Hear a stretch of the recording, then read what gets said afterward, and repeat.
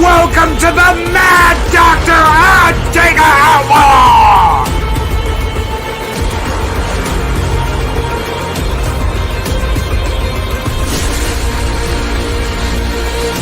Like the fires for Stone Loki!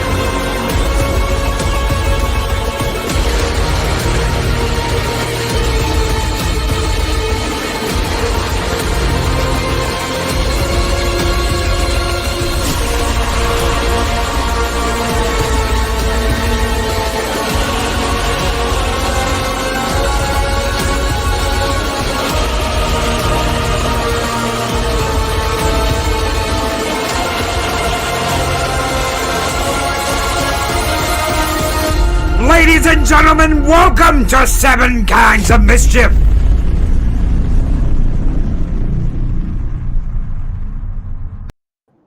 Greetings, everybody, and welcome to Seven Kinds of Mischief. I'm your host, Stone Loki, and this will be the second to the last Seven Kinds of Mischief for the month of October, because we are going to be gone next week. We're going to be in Arlington, Texas at ValhallaCon. And I will be jealous. We're going to have a special stream on Friday night, though, where we're going to have a day on while we hang out with everybody at ValhallaCon. So if you're going to miss us next week, we will have like a pre-record thing going where we do like a best of, because we've got to have Adega doing the steampunk. I'm building my automaton. Go forth and kill, blood everywhere. Yes. So we gotta play that for everybody next week, but we won't be here, so it'll be pre-record next week. But thank you all for coming this week. Thank you all for being here. Good evening, everybody. X-Wing, what is up, my friend? Chris Persia, just another red shirt. DJ, Ronnie G, Claude Saline, what is going on? Psychodorf 9, Gun Bunny, what's up, Gun Bunny? Good evening, everybody. I hope you guys doing great. Lord Thoth, good evening. Hope I didn't miss anybody. I don't think I did. Make the city quiet. Go forth, my lady. Go forth, my beautiful automaton of death. Automaton of death. When Adega goes steampunk, he does not disappoint. Oh, no, that was fun doing that. I think, speaking of that, I have yesterday, Alan on code.ag, he dropped a new one. I originally entitled it 6 Feet when I gave it to him. And he put music to it and renamed it The Box. And basically, it's someone waking up 6 feet under in their coffin. The first first evening of a new vampire and what they go through. Oh, that sounds great. That sounds absolutely great. People are responding to it well, but it's there. And good evening, DJ Ronnie G. Leia, what is up, Leia? Good evening, everybody. What evil does Adega have in store for us tonight? Oh, this one's gross, and it is pretty. It's rough. If you have any little ones in front of the TV, you might want to shush them off here, because Adega's going to do something pretty gory. Yeah. I didn't want to get into what I have traditionally done for the most part. This one's a little different. There are groups of people, and you'll see them, where they almost worship aliens and UFOs. They have these big meet-togethers out in desert and various places where they do meditation with their cameras and get all hyped up together. And for the most part, they believe that these things are all wonderful. Now, I've shown you things of Mars and different stuff and the moon, and I can get into even more. Years ago, one of our first ones, I showed some UFO footage, which was really impressive too. But not all the stories are good. And I'm not talking about Fire in the Sky, that movie, because even the person that had the experience said that the movie was wrong. I'm talking about stuff where I brought receipts. One thing I do want you to do, if you don't mind, Loki, I sent you a group of pictures, but the very last one that I sent. Oh, you want that one up first? Yeah, I should have thought of that. We should have that one first. Okay, while I'm doing that, Chris Persia has come up with an excellent idea. We are going to print off an 8x10 copy of Adega's Blue Hand, and we will reserve a seat at the arcade bar and at the viewing of Star Trek Wrath of Khan just for Adega, like Adega's Oh, there. jeez. That would be excellent. Thank you, Chris Persia. Thank you, brother, for thinking of that. You're a good guy, Chris. You think Chris's thing there too? He's not going to be there. But no, that's very kind of you. Okay, let me get this pulled up and we will get going. And Bob's your Uncle, Fanny's your aunt. There you go. All right. Most of you have seen pictures of things like this. This is what we call the cattle mutilation, where surgical removal of tongue, lips, eyeballs, anus, certain sex organs have been removed from these animals and they left bloodless without any signs of the blood being drained, which would cause some vascular collapse throughout the system. They don't have that, and people don't know how this is done. There are some that say, well, this is how they do it, and this is how they do it, and they try and use evidence from scientific realms, but it doesn't cover everything. There's something missing here. So what a lot of people say is, well, they're just experimenting to find out genetic code, this and that and the other, and they're pretty much harmless. My evidence I bring to you today is, no, they have not been harmless.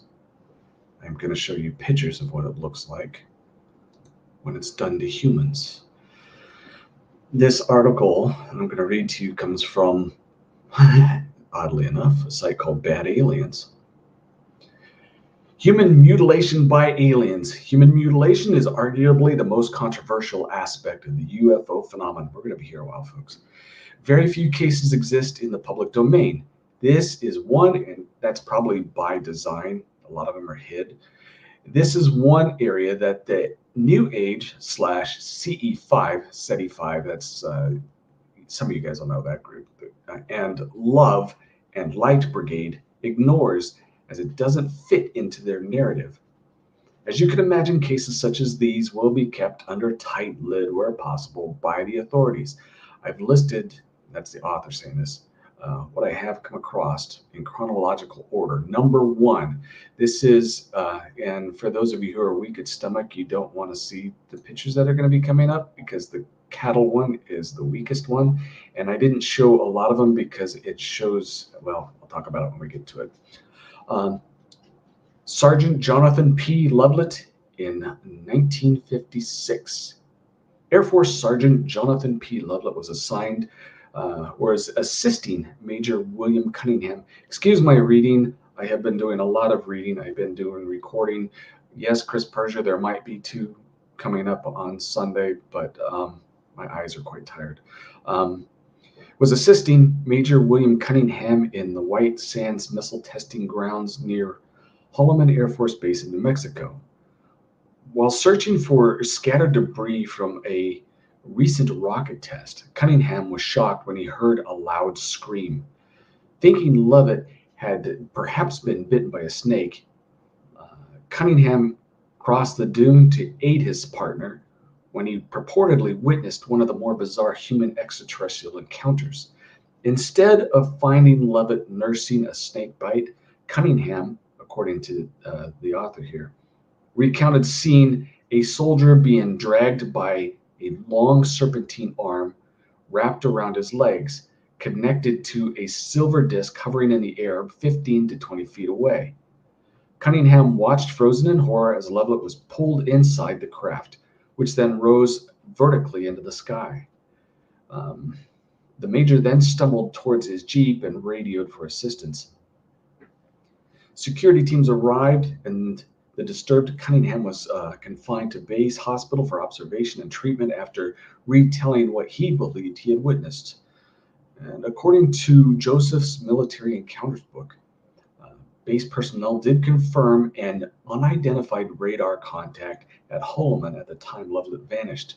The base dispatched search parties into the desert, but it would be 3 days before Lovelet's nude corpse was discovered some 10 miles from the site of the alleged abduction. From all indications, the body had been exposed to the elements for 24 to 48 hours. The report offered no explanation of what might account for the missing third day, and the autopsy performed on Lovelet raised more questions than delivered answers. First question: why had Lovelet's corpse been so severely mutilated? His tongue had been cut out from the lower portion of his jaw, his eyes gouged out, and his anus removed. Again, there are pictures of this, which I didn't want to show. In the Air Force medical examination report pertaining to the incident, the coroner remarked on the apparent surgical skill used to remove the organs. In particular, the anus and genitalia had been neatly extracted like a plug. Perhaps most puzzling was the fact that the body had been completely drained of blood, but surprisingly, there was no vascular collapse usually associated with death by bleeding. Incident number 2, and a lot of you people know about this one. This is the one where a bunch of Russian, Soviet at the time, students had gone missing and found in various places in the frozen area. So let's go ahead. The Dyatlov Pass incident this is misspelling here, was an event in which the Russian hikers died in northern Ural Mountains between the 1st and 2nd of February 1959 in uncertain circumstances. The experienced trekking group from the Ural Pelechnian Institute, some of you will know how to read that better than I can, led by Igor Dyatlov, they established a camp on the eastern slopes of the Kalat Castle. During the night, something caused them to cut their way out of the tent and flee the campsite while inadequately dressed for heavy snowfall and sub-zero temperatures. Now, let me check real quick. There is a picture. It's the first black and white one. It has all 10 of them. After the group's bodies were discovered, an investigation by Soviet authorities determined that 6 had died from hypothermia, while the other 3 had been killed by physical trauma. 1 victim had major skull damage, 2 had severe chest trauma, another had a small crack in the skull. 4 of the bodies were found lying in running water in a creek, and 3 of these had soft tissue damage of the head, face, and 2 of the bodies were missing their eyes. 1 was missing its tongue, and 1 was missing its eyebrows. The investigation concluded that a compelling natural force had caused the deaths, but Ludmila Dubinia and Krakoshkiniko, Russian name there, had radiation present on them. They had broken ribs, but not soft tissue chest damage, indicative of a shockwave type event.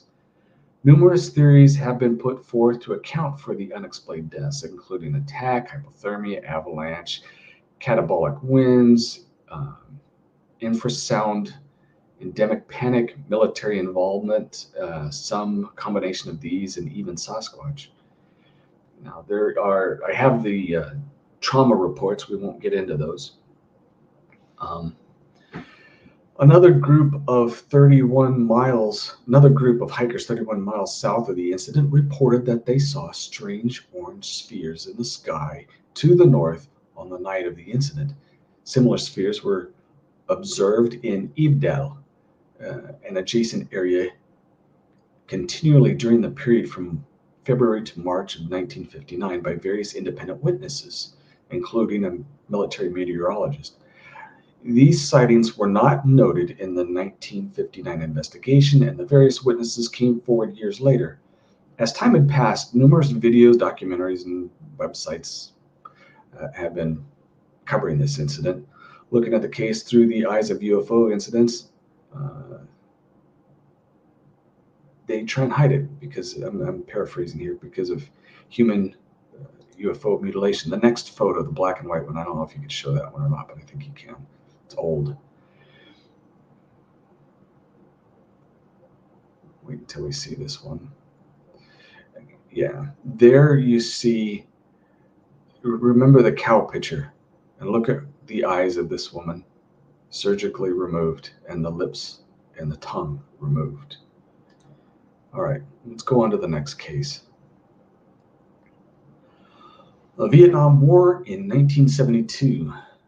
Harold H. Stringfield had been interested in investigating reports of UFO activity since he had his own close encounter in August 28th, 1945, while he was attached to the 5th Air Force in the Second World War.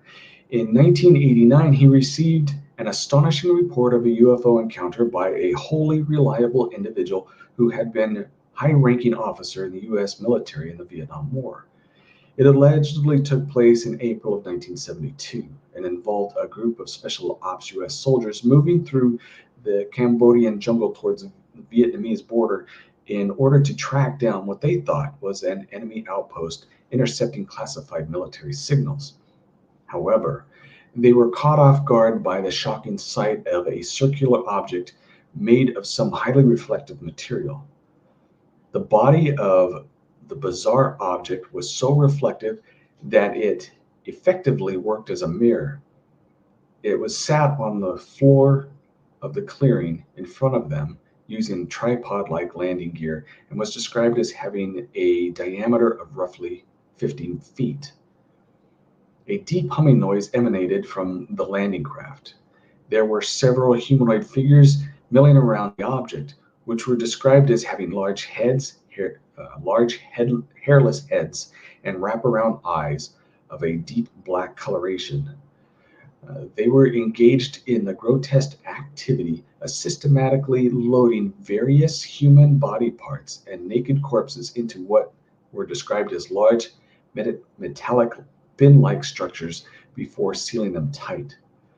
The bodies seem to have been from both sides of the conflict, with Strangefield's anonymous informant saying that they were a mixture of what he considered to be Vietnamese and white and black American troops. The men's military training came in serious handy in this truly abhorrent situation, seeing as they instinctively moved behind some nearby foliage to cover and quickly opened fire on the alien entities. A firefight between the aliens and the soldiers ensued. Reeling from otherworldly trauma, the terrified team quickly radioed the camp and explained what had just happened. The members of the team who came away from the bizarre event without any injuries were quickly flown to a military base in South Vietnam. It was here they were interrogated by a group of highly suspicious characters who seemed to be intelligence personnel of some kind and warned of potentially deadly consequences that they would face if they ever went public with the experiences. According to Stangerfield's informant, some of the men deep hypnosis for the purpose of creating false memories to blur their real recollection of the confrontation. Number 4, and this one's short, it's Idaho, 1979. Don Ecker heard of a possible human mutilation case from MUFON State Director Don Mason. According to the report, in 1979, 2 hunters in the Bliss and Jerome area of Idaho stumbled across the nude body of a man. The body was in the middle of nowhere, nude except for a pair of underpants. His sexual organs had been removed, his lips sliced off, and several other classical mutilation cuts.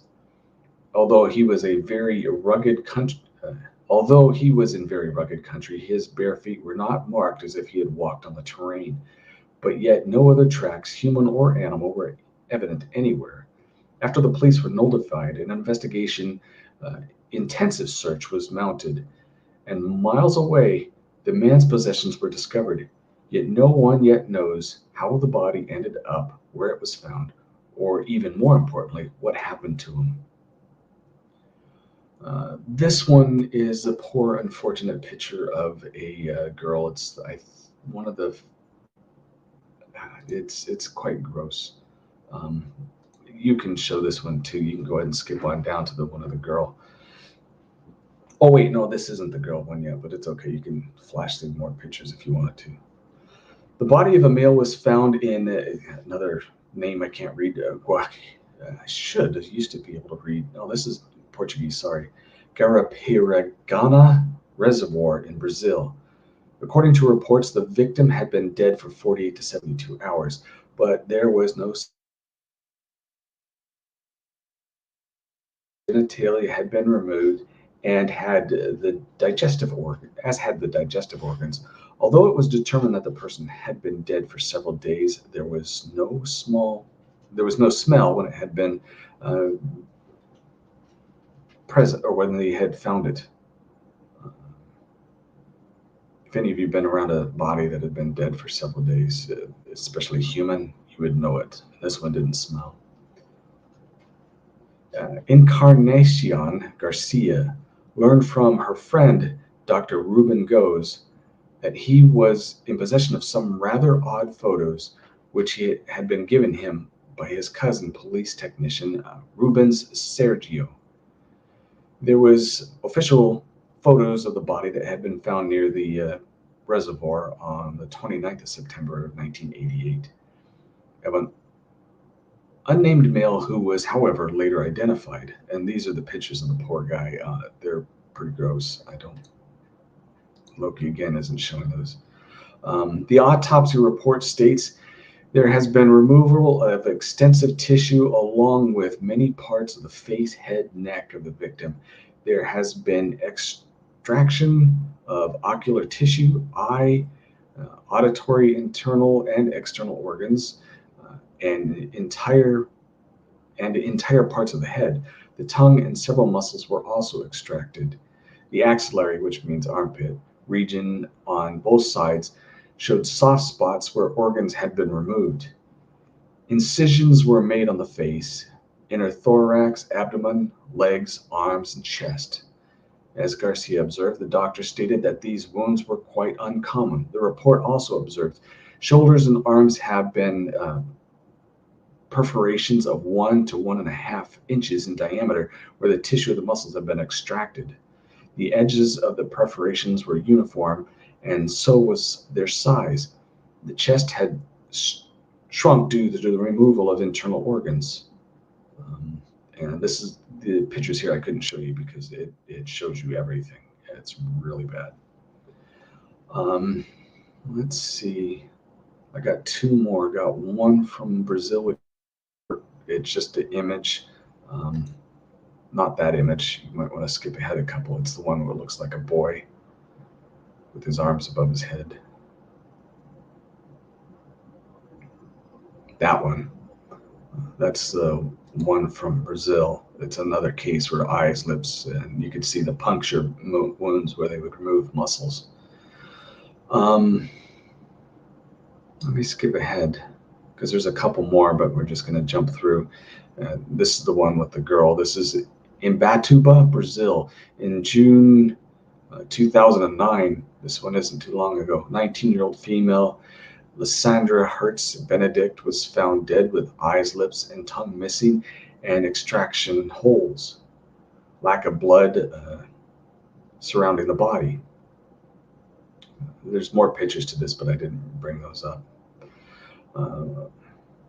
An anonymous researcher has kindly written an article comparing with animal mutilation.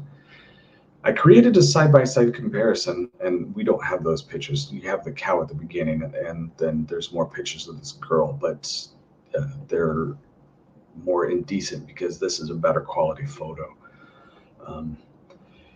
Side-by-side the human and animal cases to illustrate just how closely these kinds of mutilations match before decomposition sets in. In the animal case, the young calf, only a few months old, discovered in the hills of in the same town where in November 1980 a missing 56-year-old mine worker named Zygmunt Adminsky was found dead on top of a coal pile with strange wounds on his body, but nothing to indicate how he died. So there's another one in the UK. This goes on and on and on. Like I said, we could be here a while because there's several more incidences, a lot more photos, and links to various different videos. The point is, those of you who think that all alien life is friendly, not necessarily. And be careful when you're out alone and watch the skies. Keep watching the skies. Always keep watching the skies, ladies and gentlemen. Thank you, Adega, so very much for that. Right. Sorry, it was gross. Well, we've got something else coming up. Another part of Journal of a Psychopath, Part 2, University, written by our good friend, R.M. Staniforth. And let's get going. This is my favorite one.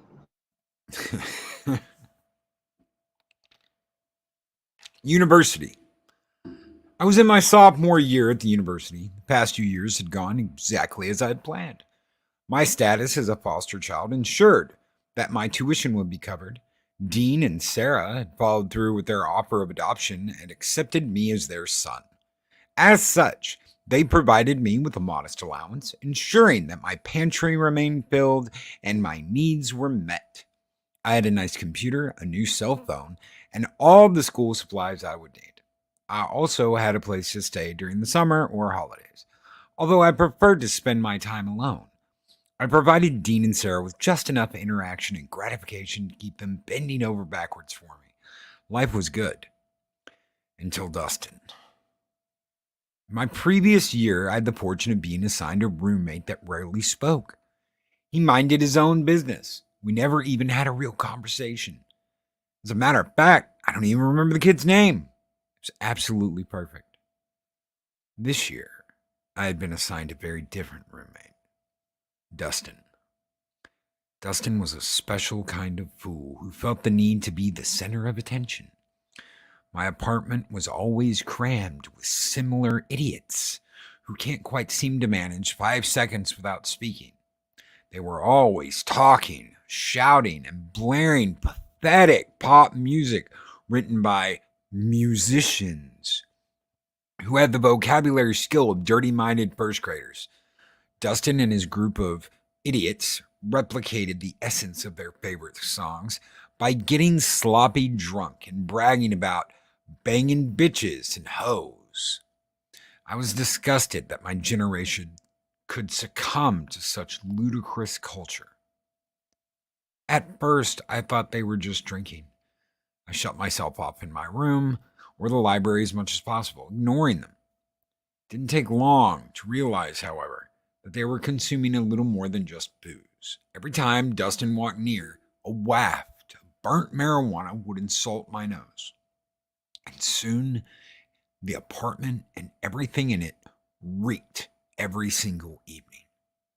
As if that wasn't bad enough, one Saturday morning I woke up to find the remnants of their Friday night festivities.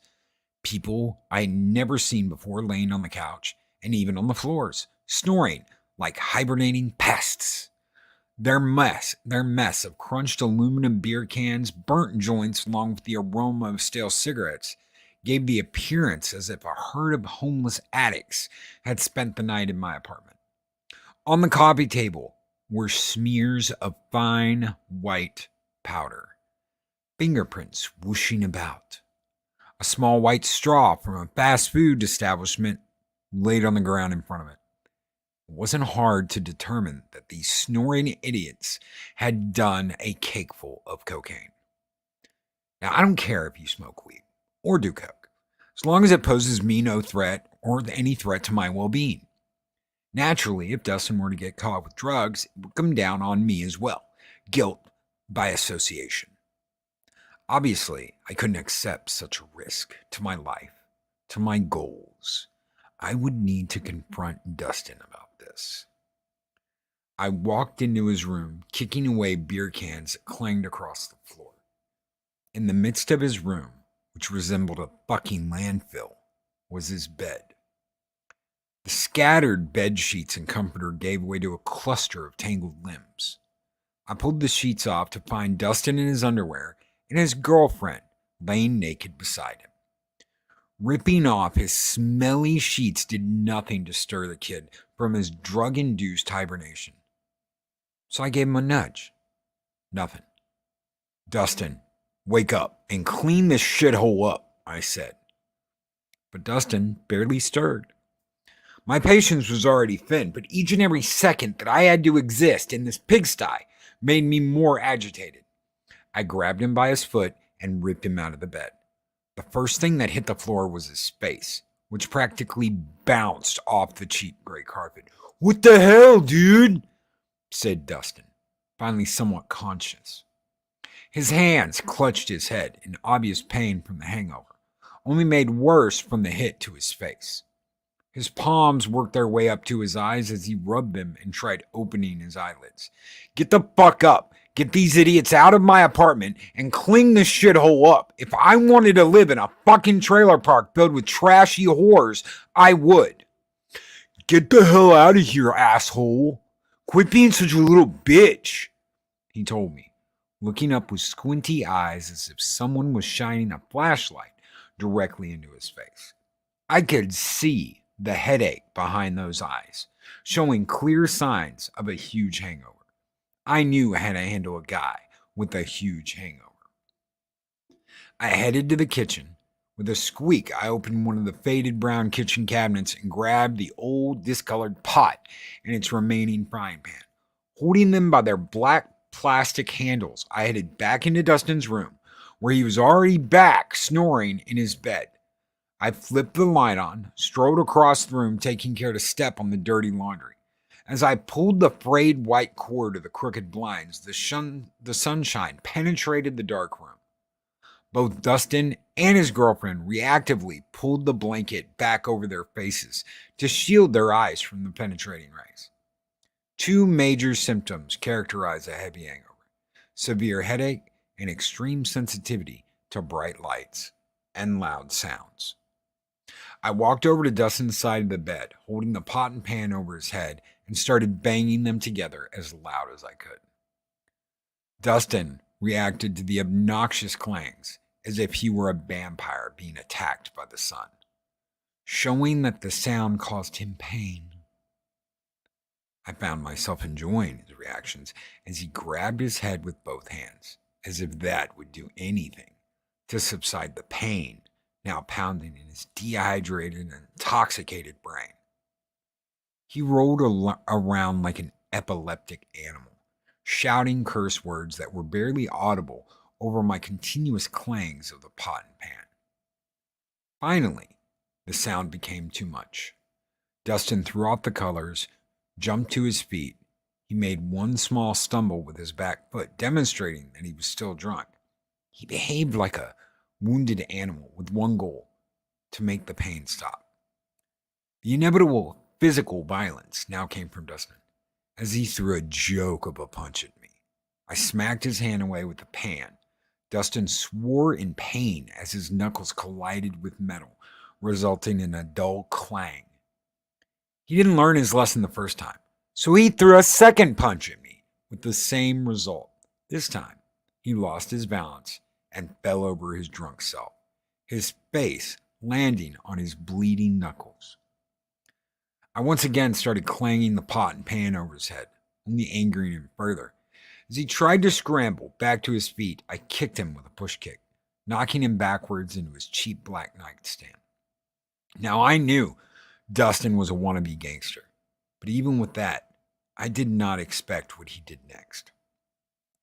Dustin quickly rose back to his feet and opened the sliding drawer of his nightstand, from which he pulled out a compact-sized pistol, and he pointed it directly at my head. Needless to say, I stopped clanging the pot and pan. Dustin stood there, his face bright red from anger and pain, holding the gun in his shaky hand with his finger on the trigger. There was no doubt in my mind that a kid as irresponsible as Dustin would keep a gun chambered, so I knew that a trigger pull meant a bullet in my head. We stood there in silence for a minute as I stared at the silver circle of the barrel, surrounded by the matte black slide. Dustin's expression softened as he realized the gravity of the situation. A fool like him wouldn't be able to pull off a clean murder, even if you paid him. I could see in his eyes that he understood that pulling that trigger meant a life in prison. By now, everyone in the apartment was awake and aware of the situation. They stood awkwardly outside the bedroom door, not sure what to do now that the ringleader of their circus had pulled out a gun. Every part of me wanted to rip the gun from his hands and kill him right then and right there. It's actually a fairly simple maneuver if you know what you're doing. I may have even been within my legal rights to do so. But I didn't need my name on a police report, nor time spent in court. The last thing I wanted to do was bring any unnecessary attention to myself, particularly not with law enforcement. So I chose a more tactful way out. I'm not okay with you bringing these drugs into my apartment. I don't care what you do with your own life, but it's not okay for you to risk my future. What are you gonna do? Go snitch to the police? He spat at me, still pointing the gun at my forehead. The answer was yes, I would go, if I needed to. But right now, I needed to de-escalate the situation, not give him a reason to shoot me. No, I told him, remaining calm. As long as you keep the drugs out of my apartment, you'll never hear me talk about this again. Well, guess what? You don't get to tell me what to do, bitch. If you go snitching on me, I'll make sure to tell them that you're a part of this whole operation, Dustin said, gesturing with his gun hand. I couldn't help but notice the way that he had to act tough in front of his friends. It was almost comical. Matter of fact, I already have drugs hidden somewhere in your shit to make sure that if I go down, you go down with me. I really didn't believe that Dustin had the intelligence nor the foresight to hide drugs away, but just in case, I couldn't be certain. In the meantime, I had to let Dustin believe that he had won. All right, Dustin, I said, making sure to look scared. It's what he wanted, to think that people were afraid of him. I promise I won't say a word. You win. Good, he said, finally removing his finger from the trigger. Instead of lowering the gun, however, the motherfucker hit me with it. I felt the cold, hard metal of the gun slam into my face, just to the side of my left eye. I fell to the ground, allowing Dustin to feel superior for the moment. It took everything I had to hide my anger and keep my scared expression, but I managed it. Next time, I'll fucking put a bullet in you, Dustin said, before telling me to get out. I went back to my room, locking the door behind me. As I held a paper towel to my bleeding face, I couldn't help but smile in excitement. It had been so long since I had a legitimate reason, an excuse, if you will, to feel that rush and enjoyment from 2 long years ago. Little did Dustin understand the war he had just started. I would never allow a simple-minded fool to risk my future with drugs. He most definitely didn't understand that he couldn't win. I always win. I kept to myself, mostly in my room, for the remainder of the weekend. It seemed that the events of Saturday morning had at least put the clowns off enough that they took their Saturday night substance circus elsewhere. Meanwhile, I thought back to that brief conversation with Dustin, and there was one particular statement that he had made that stood out to me. I'll make sure to tell them you're a part of this operation, is what he had told me. Operation. That one word gave it all away. This told me that he wasn't just an idiot on drugs. No, he was the dealer. While I admire entrepreneurship, no matter how stupid, I couldn't let this operation tarnish my future. I knew what I had to do.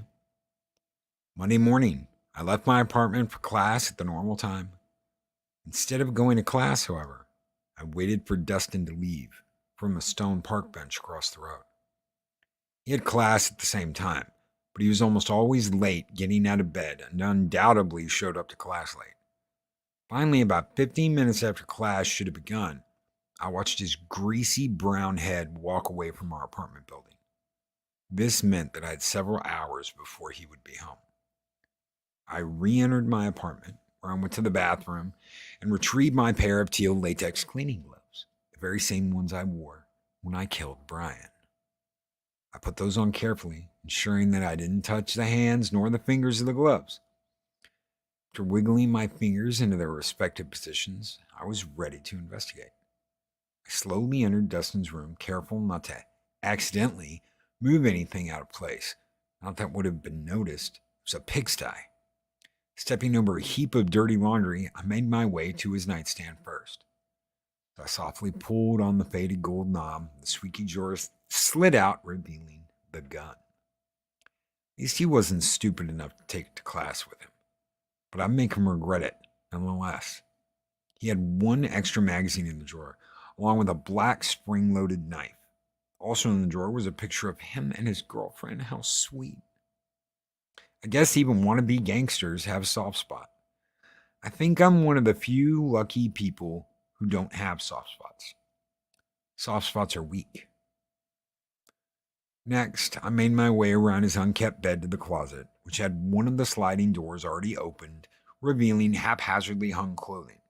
I could see in the corner a stack of shoeboxes, lay covered by a few jackets and hoodies in a feeble attempt to appear discreet. I knew that those boxes hid whatever I was looking for. Carefully moved the smelly jackets out of the way, taking note of the exact order in which the jackets were placed. And inside the top orange shoebox was just some paper. Nothing important. In the second, I found a multicolored glass pipe atop 3 large bags of marijuana. Quite a bit, if you ask me, but I'm no expert. I set the marijuana box aside and opened up the third box. Jackpot, baby. In this box, I found a large bag of white powder. The bag was marked with a B, undoubtedly referring to blow. What a great guy. What a great guy. This seemed like an awful lot. It wouldn't take an expert to realize that the bag had to be worth thousands of dollars. Next to the large white bag were a dozen or so pocket-sized zip bags sitting on top of a small scale, filled with carefully pre-portioned doses. This confirmed the suspicion I had ever since Dustin had accidentally used the word operation. By the looks of it, Dustin was dealing quite a bit of both marijuana and white. This was something I definitely couldn't be okay with in my apartment. I moved the large bag to the side to find out what else might be lurking below it. Underneath the white was a transparent zip-up bag of small white tablet-shaped pills, probably 40 or 50, labeled Captain Cody with a Sharpie. Tablets had the letter M on one side and the number 30 embedded on the other side. I didn't know what those were, as I've never been savvy with this kind of thing before, but I would definitely do research and figure it out. For now, I had everything that I needed to make a tentative plan.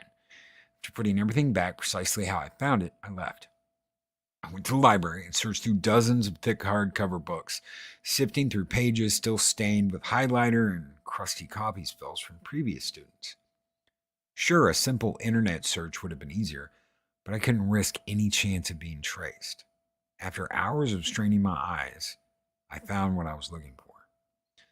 I knew that Dustin was getting involved with some serious shit when I found the white, but this information showed an even darker truth. M30 pills are prescription oxycodone opiates. But the name Captain Cody reveals that the pills are something else entirely. Thanks to a criminal justice and drug enforcement textbook, I found that the small unidentified tablets that I had found were not oxycodone at all, but fentanyl, a synthetic opioid over 50 times stronger than morphine. According to this textbook, it's common for dealers to mask them as oxycodone for one reason or another. The lethal dose of fentanyl is only 2-3 milligrams. A smile crept across my face from my quiet corner in the huge library. It was time to try something new, and I had a plan. I spent the next week going about business as usual, quietly staying out of Dustin's way, but watching intently. Every day after class, Dustin would come to the apartment, disappear into his room for a few minutes before reemerging with his dirty forest green backpack. He would return anywhere between 90 minutes to 2 hours later and disappear into his room again. It wasn't hard to tell that this time frame was when Dustin was doing his deliveries. His weird, cracked out girlfriend would now show up while I was gone. Apparently, he gave her a key. Yay me. I wondered, though, if Dustin knew that she was sneaking into his stash. As soon as she got to the apartment, she would duck inside his room for a few minutes and come back out to get a soda. Almost every time I noted a smear of white underneath her left nostril. Although she was a cokehead, at least she was smart enough to use Dustin to get what she wanted. Wednesday night would be the night to finally put my problems behind me again. I skipped out on my morning class. The class was humanities, the single most drab class one could take. Spend hours reading worthless poetry, then listen to some idiot try and sound sophisticated about it. I hated it, but I only needed C to get the credit. Instead, I waited for Dustin to leave. As soon as he had left for the day, I entered his room and went for the drug box. I was surprised to find just how much business the kid had been doing. The drug shoe boxes had been drained quite a bit, but the cash box was definitely more full. His operation was going successfully, but he was sloppy and would most definitely get caught if he were allowed to continue. I wasn't willing to get caught up in that. Sarah had given me a mortar and pestle before I moved out, and this was the first time that I would get to use it. After covering my nose and mouth with a thick cloth, I dropped several of the little pills into the thick granite bowl and used the sturdy stone pestle to crush them. The grinding sound wasn't pleasant. It reminded me of nails on a chalkboard, only less high-pitched. Still, I continued to crush and grind, adding a few pills at a time as the contents of the bowl slowly turned into chalky powder. After about 20 minutes of consistent grinding, I felt as though I had the right amount. With gloved hands, I compared the consistency of the chalky fentanyl with that of the cocaine. The fentanyl was a bit thicker and more of an off-white comparatively, but I knew that if I mixed them well enough, it would go unnoticed. I removed the small portion bags from the box. Carefully, I emptied the contents into a small cup where I mixed both substances, calculating about the correct amount for one lethal dose. After I was satisfied with the mix, I put the now laced bag back. After mixing more with the remaining large bag, keeping the same ratio, everything was ready to go. I put everything back into Dustin's closet and sanitized my gloves and equipment with bleach and dish soap. Now all I'd do is wait. Dustin arrived back to the apartment on schedule, quickly ducking into his room and leaving 5 minutes later with his ugly backpack to go sell. Soon after, his girlfriend came in, just as planned, and went into Dustin's room. I watched from the crack in my door as she emerged a few minutes later to retrieve a soda. She was smiling awkwardly and did a weird sort of shuffle toward the sofa before plopping herself onto a plump cushion. I watched as her head would droop slightly and whip back up as she tried to keep herself awake.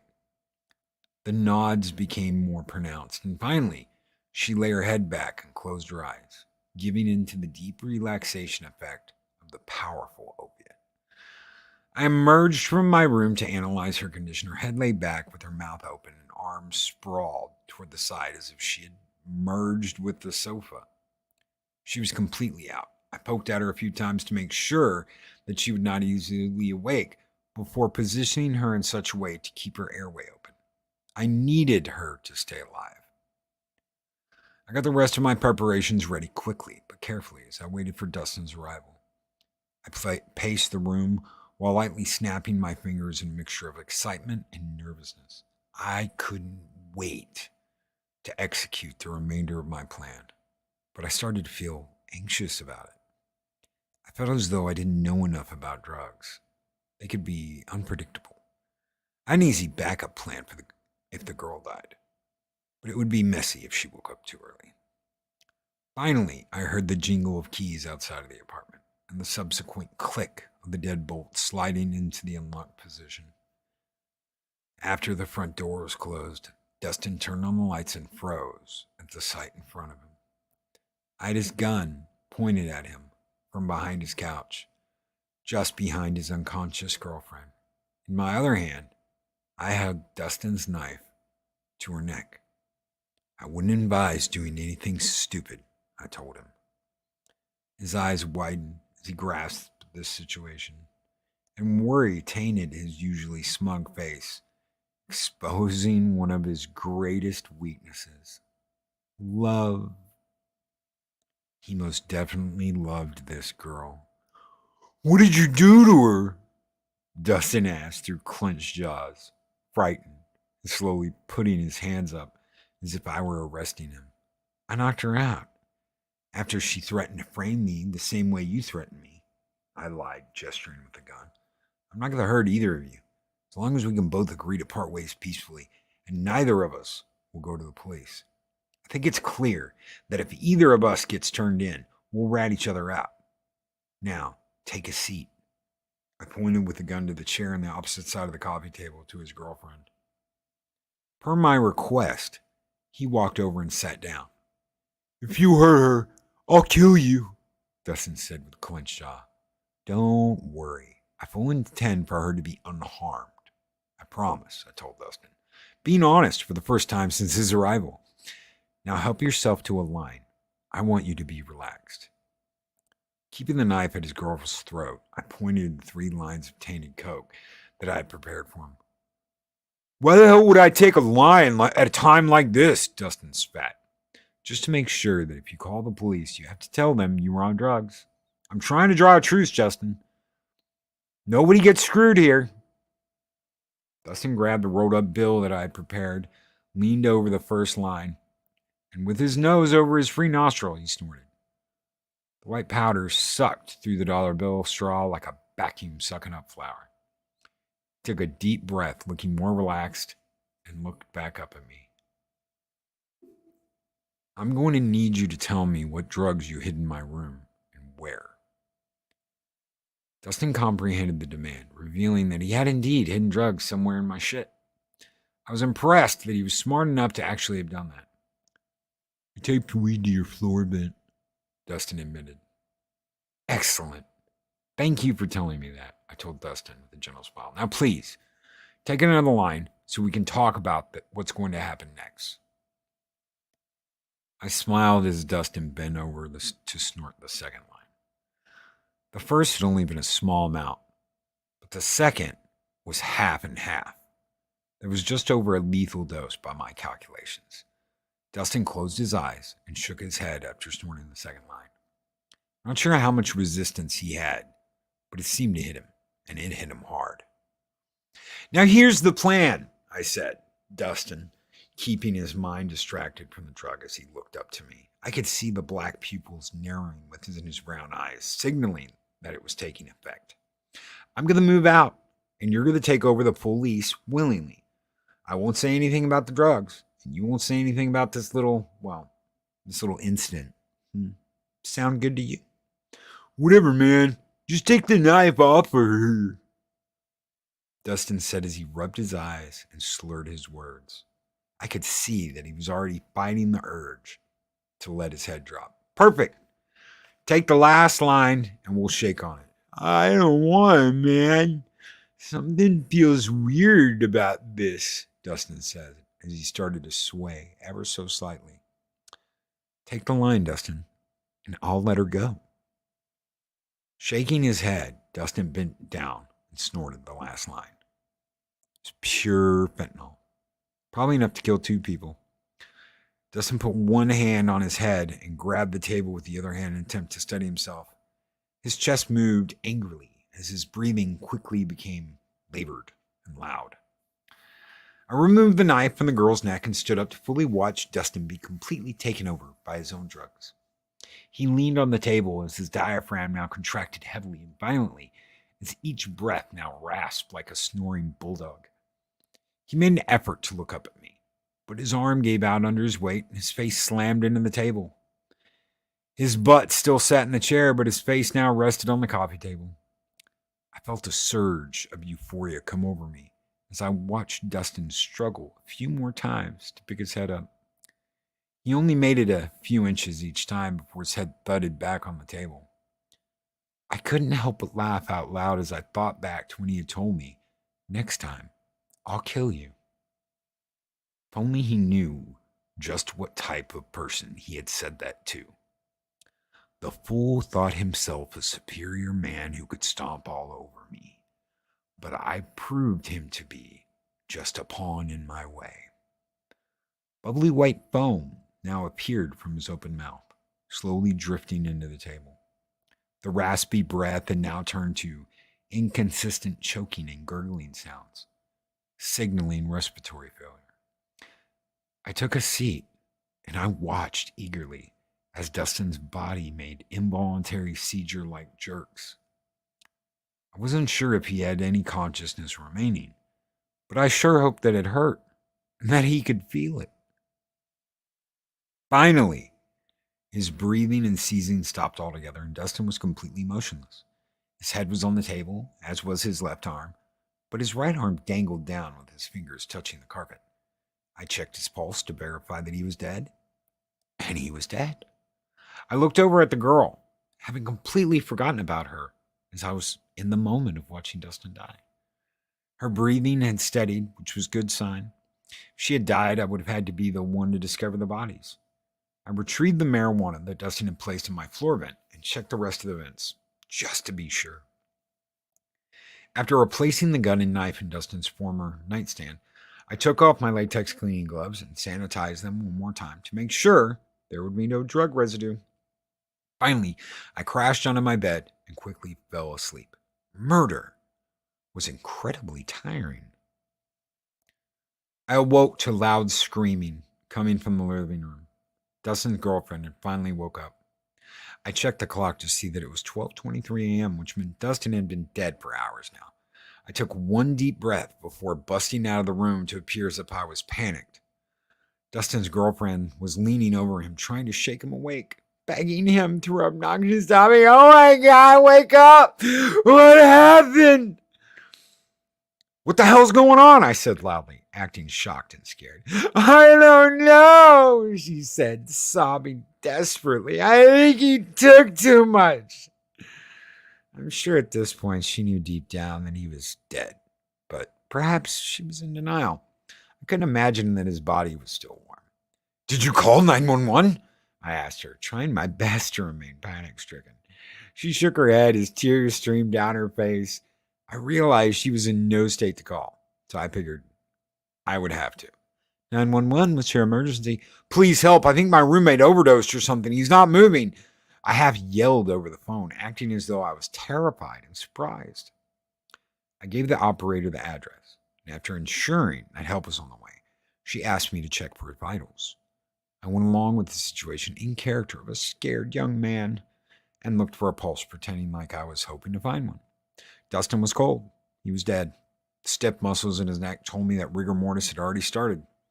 Dustin's girlfriend now sat at his side, clutching his cold, dead hand, trying to grasp that her lover was dead. I couldn't understand why she was so shaken. What did she expect? Happily ever after with 3 cute kids and a white picket fence? Nonetheless, I gently pulled her away from the body as first responders arrived. The girl who I had never talked to pulled me into an unexpected embrace, burying her face into my shoulder. I hated every disgusting second of her crying on me.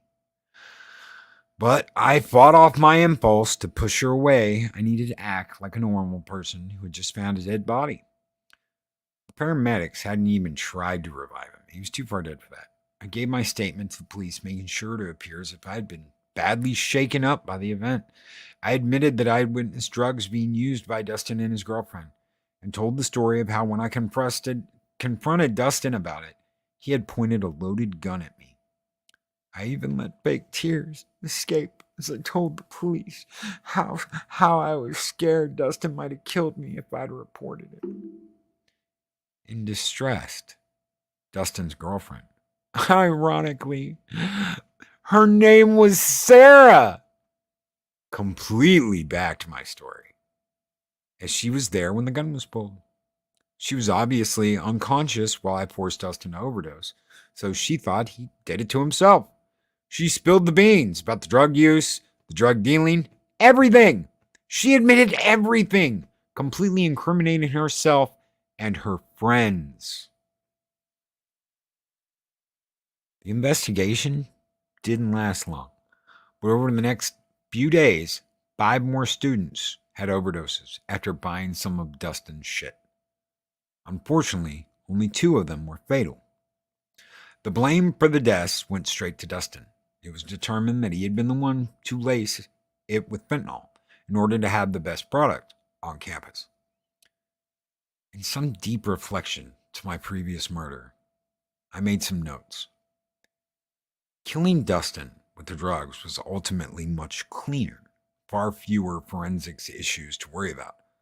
All the blood from the stabbing was messy. You don't realize how much blood a person has until you stab them over and over and over again. That being said, stabbing Brian felt so much more satisfying. Something about looking into his eyes as I pushed the knife into his heart had left me with an itch that I just can't quite scratch. The only negative consequence for me is that the university sent me to trauma counseling, which meant I had to keep up the charade of having been traumatized for a while. As expected, though, my foster parents, Dean and Sarah, gave me massive amounts of sympathy over the ordeal, offering to pay for expensive counseling, to which I politely refused. Instead, they quickly purchased me a lease for a different 1-bedroom apartment, where I would no longer need to have a roommate. This was perfect, because I hated roommates, and I couldn't risk killing them all. Sarah and Dean were so easy to manipulate. And once again, I always win.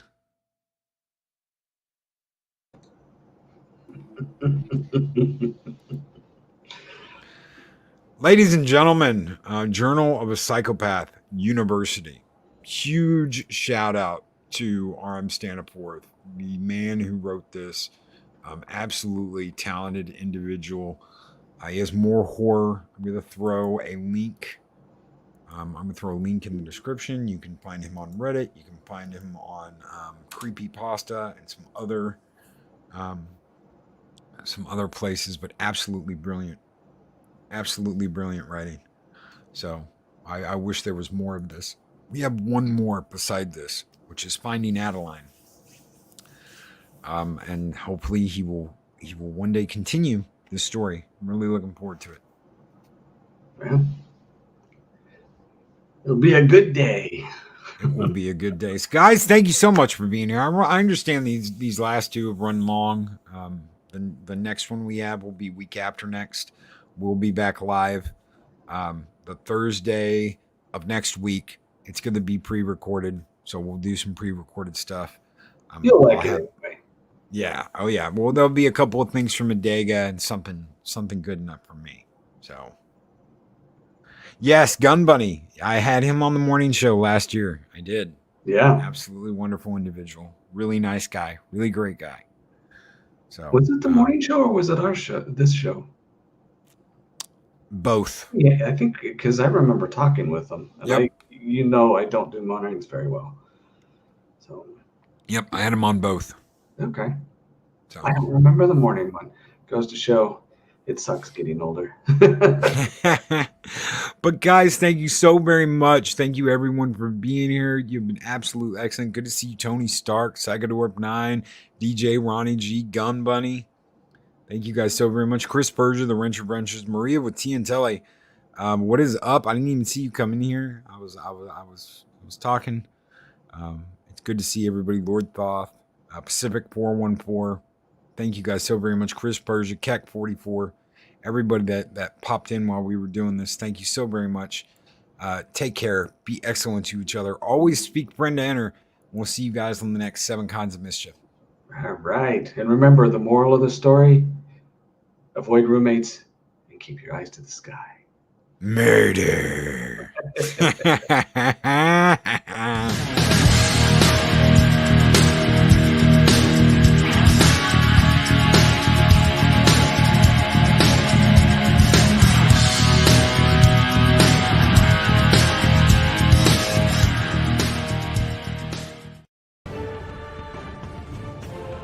These videos are tremendous.